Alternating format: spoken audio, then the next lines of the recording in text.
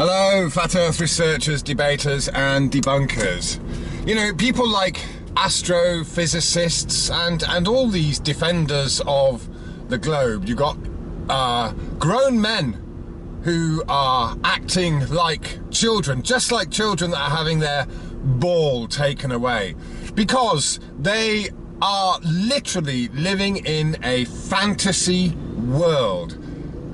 They are lost in space with all these equations and you know, you have to watch a documentary called Einstein's Biggest Blunder, and I can't remember the exact premise or what the blunder was, but basically, you know, it turns out Einstein was wrong anyway on several levels, because all he did was thought experiments. But they basically, you'll see in this documentary that there are these astrophysicists who are paid to just kind of basically sit around and think about these mathematical models, and obviously use the language of maths to describe these models.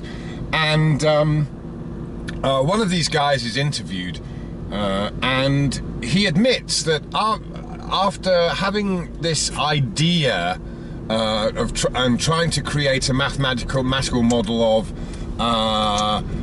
what happened just after the alleged Big Bang, he basically had to give up, and because he realized, he said he just had this notion, this idea, and he was trying to create a mathematical model to justify the idea, and he eventually realized that it was just all fantasy. It was just total nonsense, just trying to justify and support a whimsical idea based on this creation story.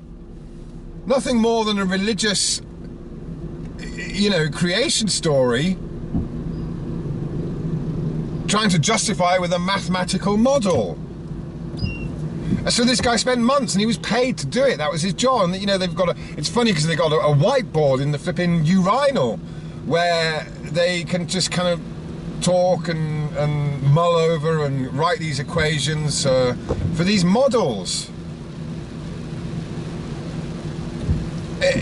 You know, so, and of course this has become mainstream, but you just think that every day, people every day, those who actually look every day are proving that we do not live on a spinning ball of the dimensions that we are told.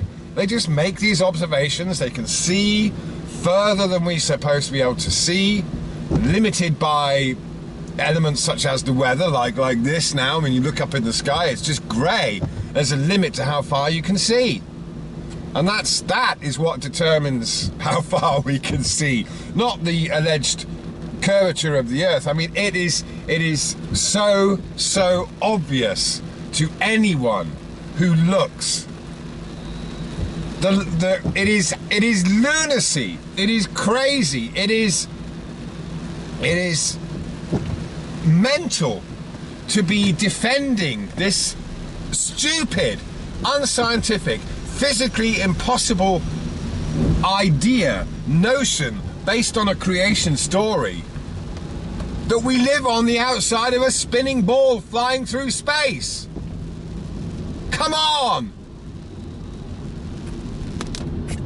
I mean, yeah, there are thousands of religions. Every culture has some kind of story about creation.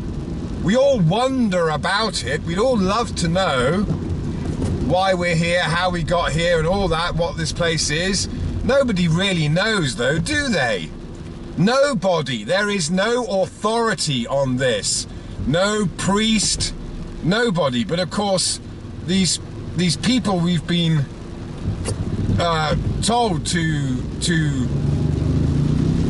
trust, acquiesce to, as the priests of this globe religion are nutters who can only do thought experiments, and so what if they're good at mathematics? All they're doing is they're good at this language, and they can write this language down to convey their ideas.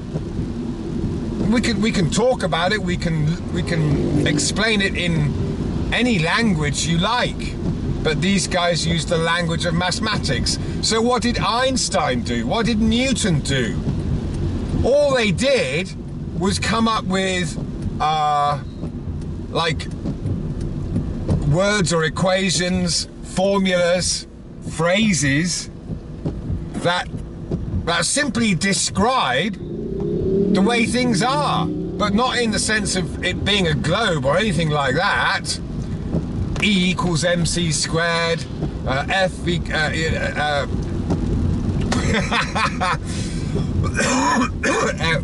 equals ma. I mean, these are just,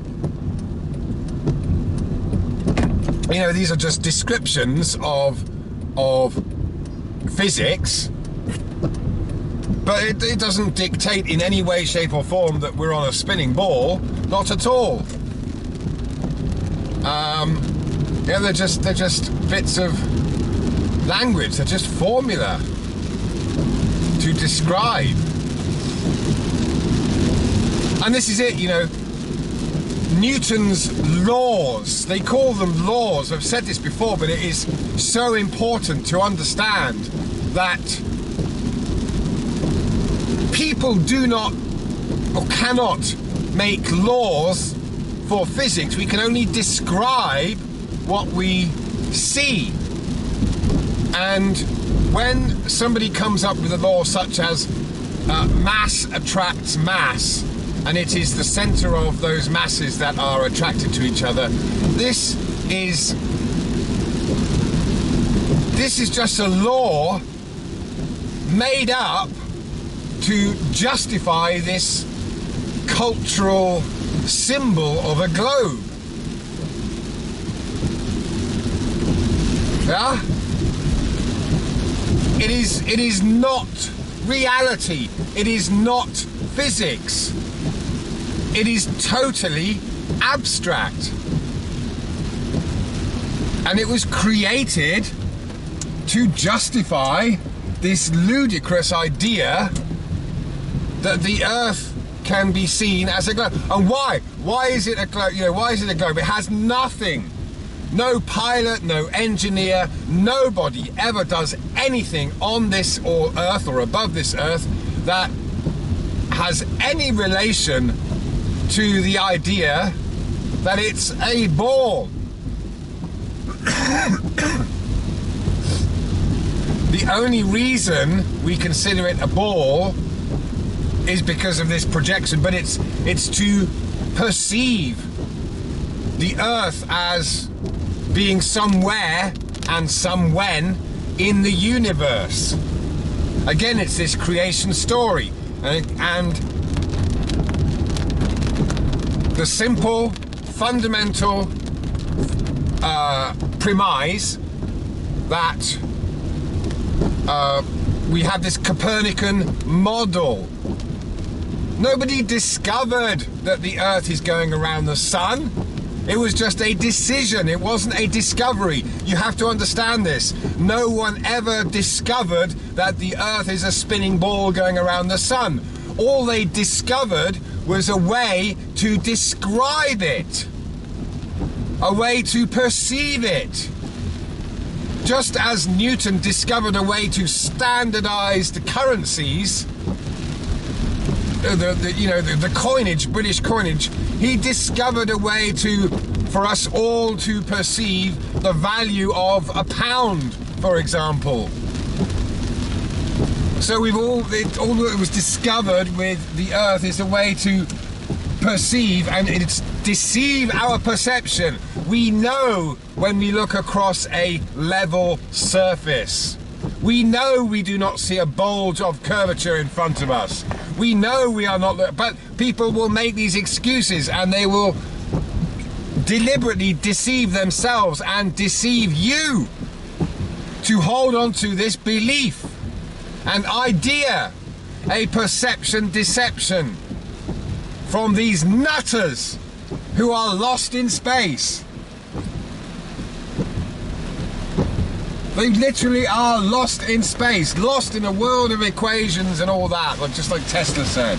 You know, nobody knows, nobody's an authority, but you can be at your own authority. You're allowed to think about the infinite possibilities. You're allowed. Haha. Thank you very much. Click subscribe and the bell icon if you'd like to receive notifications of new videos from Phuket Word.